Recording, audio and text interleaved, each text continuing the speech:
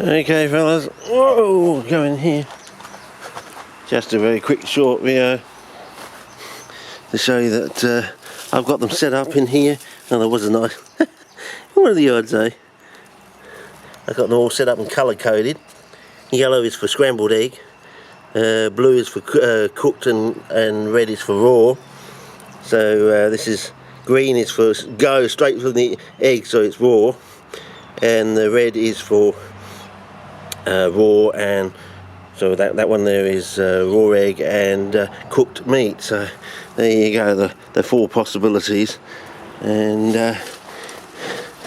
just the outlook in here from the other stuff in here. Oh, that's what I wanted, some sunlight.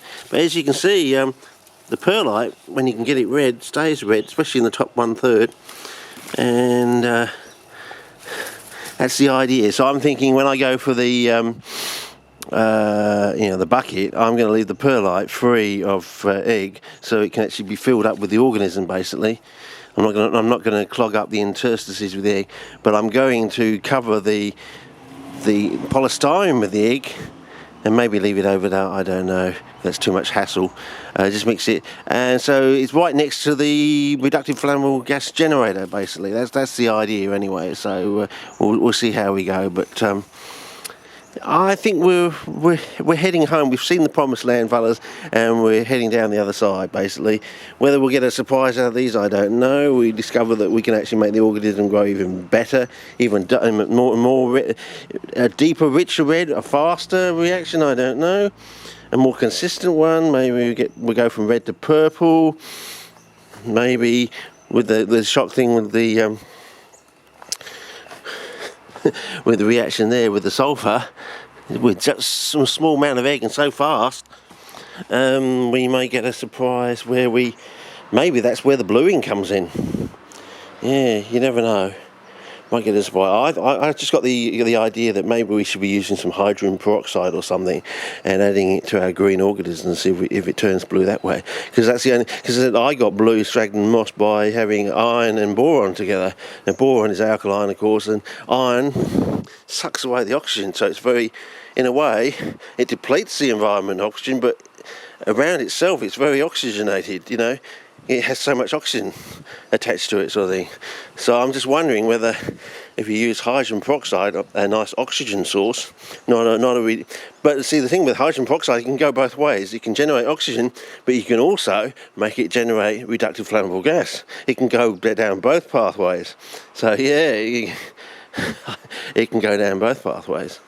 Yeah, V for victory. Maybe that's the thing. Anyway, we'll have to see. But that's basically that. And I'm just another half an hour water these again. This is, I'm back to doing it every 2 hours now, because it's a reasonable day now. It's not these bloody 40, 41, 42, almost 43 days. But they survived. Got a bit of burning on the sunward side, but as I said, they're putting out new pictures there. I don't expect them to be as big as the ones there, because they never are in the past, you know. But it might be different when we get to having a whole bucket of scrambled egg, polystyrene and perlite sort of thing, and with charcoal on the top and a bit of aluminium down, and of course the sponge down the bottom. So the sponge is, in a way, it's sort of like a reservoir. It's also like a bit of like a void in a way for the reductive flammable gas. So you can see the connection with void pots in the past and things like that. So you know, I think it's all slowly meandering, coming together. But I like. Look at that. Look at the colour on that new leaf. My God, that is just fantabulous. You know, if I can get fly traps to go that sort of red into almost purple, I think we may have taken history back about 25 years, if not more. And now we're going to take it back even further to the beginning, the dawn of CPs, I think. And we're going to set it up on firm foundations, and we're going to go ploughing forward, and we're going to put it in line with all other horticultural areas or avenues, you know, where once they've learned what the plant's like and how they grow in the wild, they can always grow them bigger, faster and more colourful in the greenhouse, because they can tweak all the variables which Mother Nature can't. That's one thing Mother Nature can't do. She can't consistently tweak all the variables. It may happen randomly, accidentally, a good season, the right rainfall, the right this, the right temperature through the season, blah, blah, blah. You can do all that in a greenhouse. So, we can give it the best soil, we can give it, the right Goldilocks light, not too bright so that we start burning things, the right temperature, the right amount of water, everything. But of course, that only works once you've got the basic principle. What is driving these plants? And I'm getting the idea it's all to do with reductive flammable gas, and I reckon there's got to be a connection between the rhubarb triangle and reductive flammable gas. I'm putting it out to you. There's got to be some connection between the rhubarb triangle and reductive flammable gas, because that's where they could grow them. See, they grow them for about 2 years in their fields before they force them, you see. So it's not just the forcing that happens in the rhubarb triangle, it's the ability to grow them in the rhubarb triangle. All this talk about, night soil and lots of manure and things like that, it's just the basics. I think there's a really fundamental, thing with the soils over there in that zone, and I reckon it's got to be some connection with reductive flammable gas. Yeah. You never know, there may be a copper connection or something related to copper, I don't know, what's the antithesis of copper? Maybe that's what it is.